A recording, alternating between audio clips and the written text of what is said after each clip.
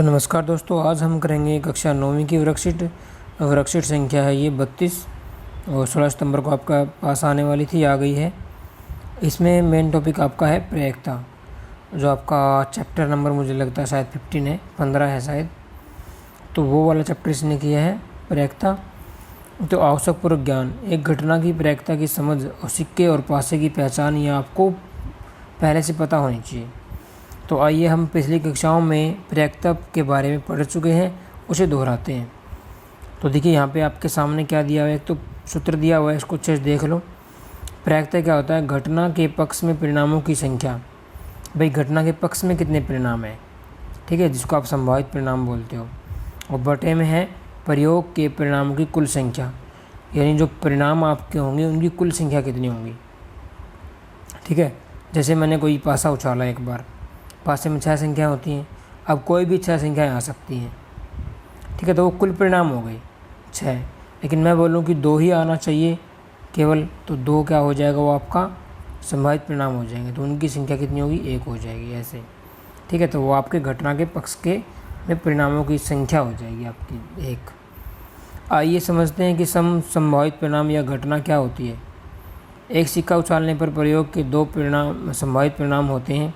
जब एक सिक्का उछालेंगे 2 परिणाम हो सकते हैं, या तो चिता आएगा या पट आएगा, या तो हेड आएगा या टेल आएगा। एच का मतलब हेड और टी का मतलब होता है टेल, ठीक है। एक चित प्राप्त होने की प्रयोक्ता क्या हो जाएगी, एक चित बोला ना इसने, तो संभावित परिणाम कितने होंगे आपके घटना के पक्ष में, परिणाम कितने हो गए 1, और कुल परिणाम आपके हो गए 2, तो 1/2 आंसर आ गया। ऐसी एक पट प्राप्त करने की प्रयोक्ता क्या हो जाएगी, तो कुल परिणाम 2 हो गए और संभावित परिणाम कितना हो गया 1, तो ये 1/2 उत्तर हो जाएगा। जब यहाँ पे देखिए एक बॉक्स में दे रखा है, जब प्रयोग के प्रत्येक परिणाम के आने का संयोग प्रयोक्ता एक ही होती है, तब ऐसे परिणाम को समसंभावित परिणाम कहते हैं, ठीक है। जब प्रयोग के प्रत्येक परिणाम के आने का संयोग प्रयोक्ता एक ही होती है, तो उसको क्या बोलते हैं आप, समसंभावित परिणाम कहते हैं। यानी विद्यार्थियों, इसका कहने का मतलब था, जैसे ऊपर आपने एक चित प्राप्त करने की प्रयोक्ता निकाली 1/2 आई, और एक पट प्राप्त करने की प्रयोक्ता भी 1/2 आई, तो इसका मतलब ये है कि दोनों समसंभावित परिणाम हैं, दोनों की प्रयोक्ता 1/2 आ गई। चलिए आगे बढ़ते हैं। अब एक पासे फेंकने के प्रयोग पर विचार करते हैं, उसके संभावित परिणाम कितने हो जाएंगे, 1 2 3 4 5 6, तो ये आपके कुल परिणाम हो गए। पासे में भाई उछाला 1 भी आ सकता है, क्या पता 2 भी आ जाए, 3 भी आ जाए, क्या पता 4 आ जाए, क्या पता 5 आए, क्या पता 6 आ जाए, तो इन 6 में से कोई परिणाम हो सकता है, तो कुल परिणाम आपके 6 हो गए। तो यहाँ पर देखिए क्या आप बता सकते हैं, तो हमें बताना है, इसको कर लेते हैं। देखिए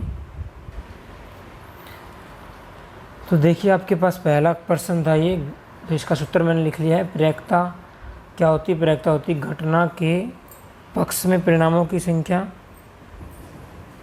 और डिवाइडेड बाई बटे में आ जाएगा इसका घटना के कुल परिणामों की संख्या कितनी होगी, ठीक है। तो पहला इसका प्रश्न था पासा उछाला, तो पासे में आपको पता है कुल परिणाम कितने हो जाएंगे।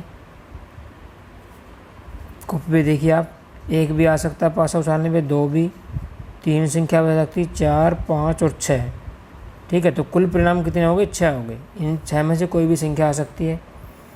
और अब देखिए हमें निकालना है पहला प्रश्न आपका, यहाँ पे परिणाम 2 प्राप्त होने की प्रयोक्ता निकालिए, ठीक है। तो घटना के पक्ष में कितने परिणाम हो गए, घटना के पक्ष में परिणामों की संख्या,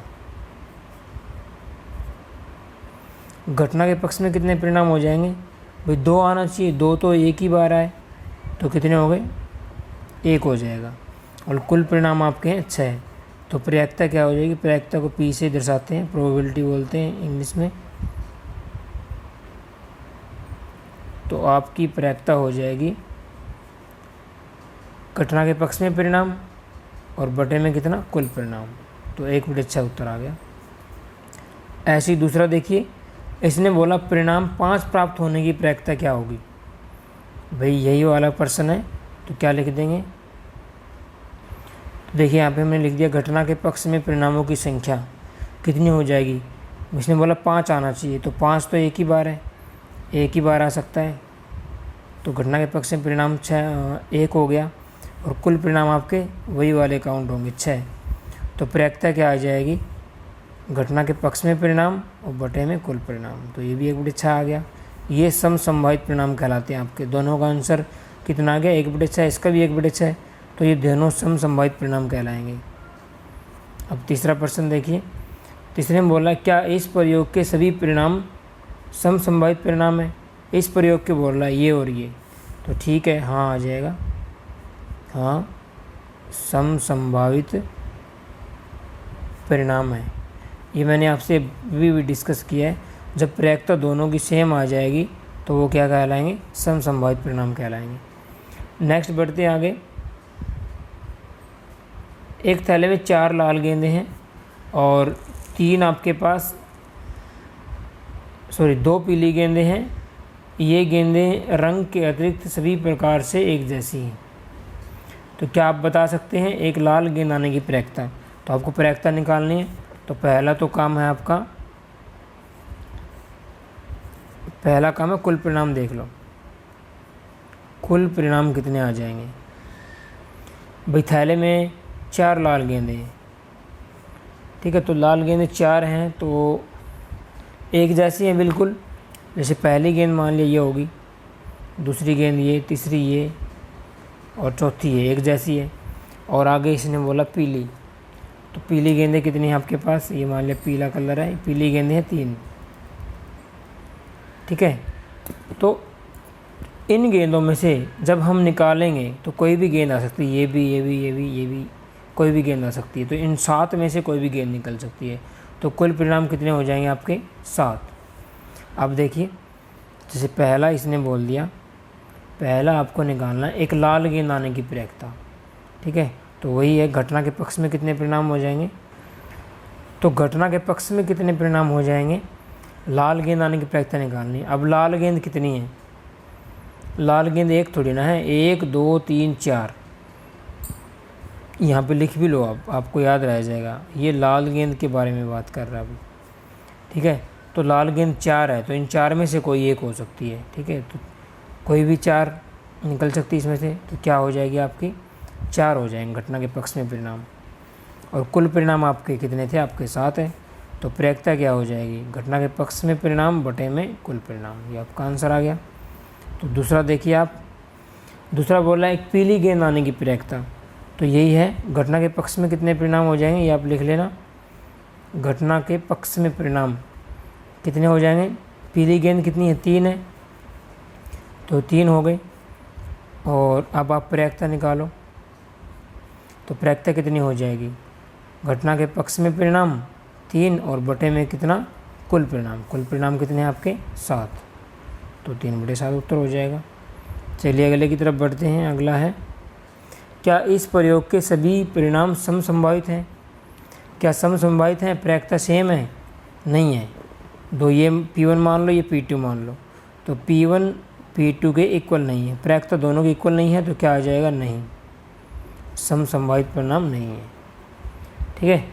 अब आपके आ गए हैं अभ्यास के प्रश्न। लेफ्ट साइड देखिए, तो अभ्यास के प्रश्न कर लेते हैं, 2 ही प्रश्न है। तो लेफ्ट साइड देखिए, आप पहला आपका प्रश्न है, 2 सिक्कों को एक साथ उछालने पर संभावित परिणाम आपको बताने हैं। कितने परिणाम होंगे 2 सिक्कों को जब एक साथ उछालेंगे। तो सिक्के बना लेते हैं। देखिए, ये आपका पहला सिक्का, ये इसका हेड है यानी चित्त, ये इसका टेल है यानी पट। ये पहला सिक्का हो गया, ध्यान रखना।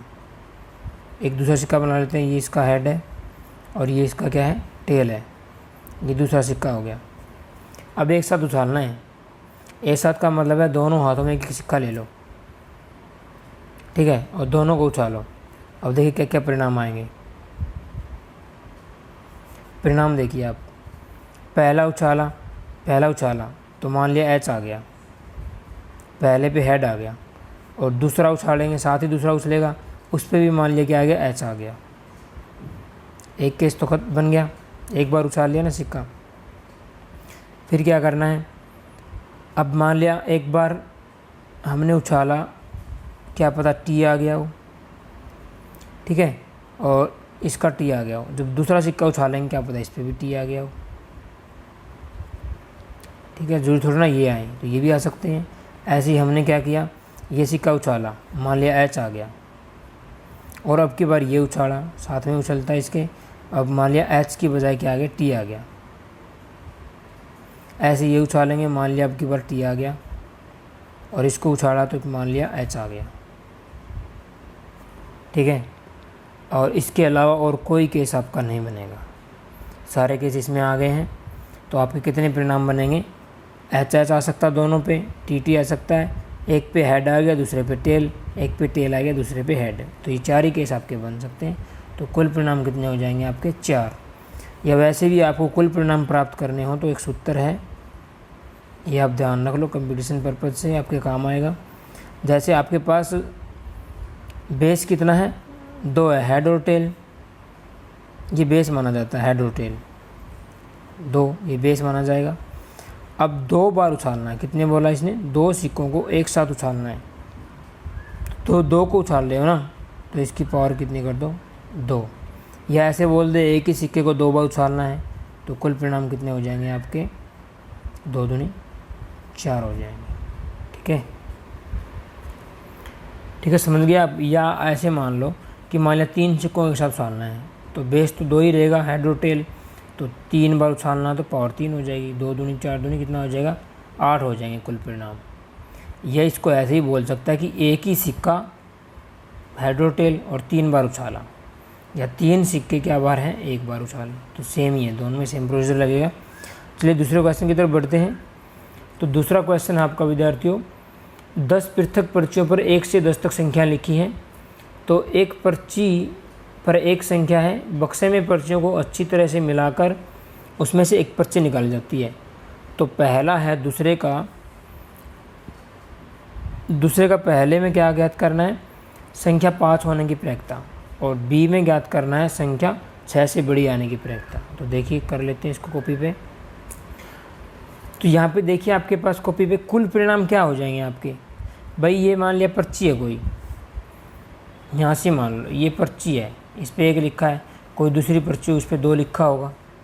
ठीक है, तो ऐसे ऐसे करके कितने परिणाम हो जाएंगे, भाई पर्ची हम निकाल रहे हैं, 1 वाली पर्ची भी आ सकती है, 2 वाली भी आ सकती है, 3 वाली भी, 4 5 6 7 8 9, और जो आपकी 10 नंबर की पर्ची है, बोला नहीं सुने, पर्चियों पे 10 तक संख्या लिखी है, 1 से 10 तक, तो 10 वाली पर्ची भी आ सकती है। तो कुल परिणाम कितने हो गए, 1 से 10 तक ये 10 हो जाएंगे, ये तो कुल परिणाम हो गए आपके।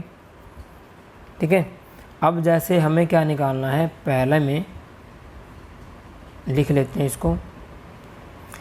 ये बोल रहा है संख्या 5 आने की प्रायिकता ज्ञात कीजिए। अब मुझे बताइए घटना के पक्ष में परिणाम, घटना के पक्ष में कितने परिणाम हो जाएंगे, ये घटना है 5 घटित होना चाहिए, तो 5 तो एक ही बार है,